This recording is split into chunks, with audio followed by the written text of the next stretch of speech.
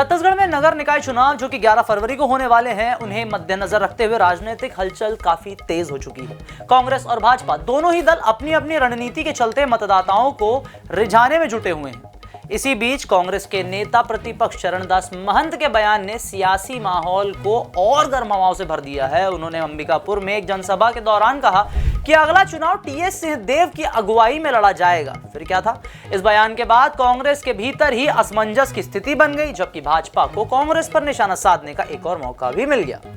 हालात को संभालने के लिए चरणदास महंत ने अपने बयान पर सफाई दी और कहा कि उनके बयान को तोड़ मरोड़ कर पेश किया जा रहा है। उनका कहना है कि उन्होंने केवल टीएस सिंहदेव के क्षेत्र में उन्हें प्रोत्साहित करने के लिए कहा था, जबकि असल में चुनाव सामूहिक नेतृत्व में लड़ा जाएगा। अब पिछले बयान में जुबान के फिसलने की भूल का खामियाजा कितना होगा, इस बयान के पीछे कितनी हो सकती है सच्चाई, और नेता प्रतिपक्ष द्वारा किया जा रहा है डैमेज कंट्रोल कितना होगा कारगर, करेंगे सभी जानकारी आपसे साझा। नाम हमारा आशीष गुप्ता और आप देखना शुरू कर चुके हैं INS 24/7 डिजिटल। राजनीतिक विश्लेषकों का मानना है कि चरणदास महंत का यह बयान कांग्रेस की आंतरिक कलह को दर्शाता है। लंबे समय से छत्तीसगढ़ कांग्रेस में गुटबाजी की बातें सामने आती रही हैं। भूपेश बघेल और टीएस सिंहदेव के बीच सत्ता को लेकर मतभेद पूरे राज्य में किसी से छुपा नहीं रहा था। विधानसभा चुनाव से पहले भी दोनों नेताओं के बीच मुख्यमंत्री पद को लेकर कई बार खींचतान की स्थिति बनी हुई थी। भूपेश बघेल ने पूरे कार्यकाल में अपनी पकड़ बनाए रखी, लेकिन विधानसभा चुनाव में कांग्रेस की हार के बाद समीकरण बदल गए। टीएस सिंहदेव को नई भूमिका मिलने की चर्चा थी, लेकिन अब इस बयान ने कांग्रेस के भीतर एक नया विवाद खड़ा कर दिया है। इस मामले में प्रदेश कांग्रेस अध्यक्ष दीपक बैज ने भी सफाई दी है कि पार्टी आला कमान के निर्देशों के अनुसार सभी फैसले लेगी। उन्होंने यह भी कहा है कि कांग्रेस की प्राथमिकता जनता की सेवा है और भाजपा के झूठे वादों का पर्दाफाश करना है। भाजपा ने कांग्रेस की अंदरूनी खींचतान को लेकर जमकर हमला बोला। प्रदेश अध्यक्ष किरण सिंहदेव ने कहा कि कांग्रेस के भीतर सत्ता संघर्ष साफ दिख रहा है और यही वजह है कि पार्टी अपने ही नेताओं पर भरोसा नहीं कर पा रही है। उन्होंने यह भी आरोप लगाया है कि भूपेश बघेल के कार्यकाल में भ्रष्टाचार अपनी चरम पर था, जिस कारण जनता ने कांग्रेस को सत्ता से बाहर किया।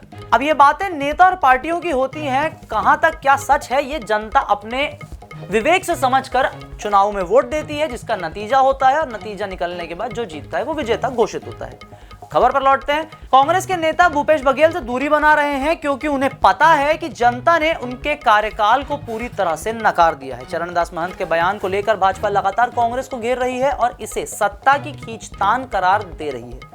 भाजपा का दावा है कि कांग्रेस के भीतर का यह मतभेद आने वाले चुनावों में उनके लिए नुकसानदायक साबित होगा और पार्टी के नेतृत्व को संकट की ओर और बढ़ाएगा। इस पूरे विवाद के बाद पूर्व मुख्यमंत्री भूपेश बघेल और टीएस सिंहदेव ने भी अपनी प्रतिक्रियाएं दी हैं। भूपेश बघेल ने कहा कि चरणदास महंत किसी भी तरह की घोषणा करने के लिए अधिकृत नहीं है। उन्होंने यह भी स्पष्ट किया कि कांग्रेस में इस तरह के बड़े फैसले केवल पार्टी हाईकमान द्वारा ही लिए जाते हैं, न कि राज्य स्तर के नेताओं द्वारा।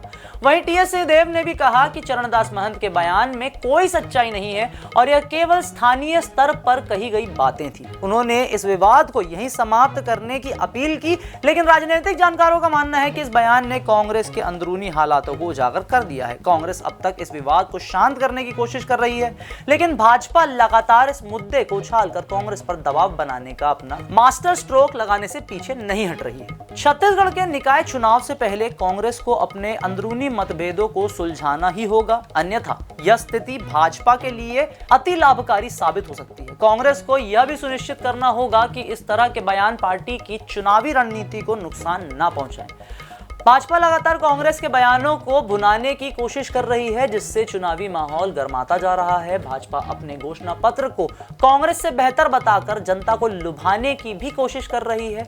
वहीं कांग्रेस अपने पिछले कार्यकाल की उपलब्धियों को गिनाकर मतदाताओं को रिझाने में लगी है। कुल मिलाकर छत्तीसगढ़ में निकाय चुनाव के लिए सिर्फ एक स्थानीय चुनाव नहीं रह गया है, बल्कि अब यह राज्य की राजनीति का केंद्र बन चुका है, जहां हर बयान का राजनीतिक प्रभाव देखा जा सकता है। ये वीडियो अगर आपको पसंद आई तो इसे लाइक करें, शेयर करें, अपने दोस्तों को अवेयर करें, चैनल को फॉलो सब्सक्राइब करना ना भूलें।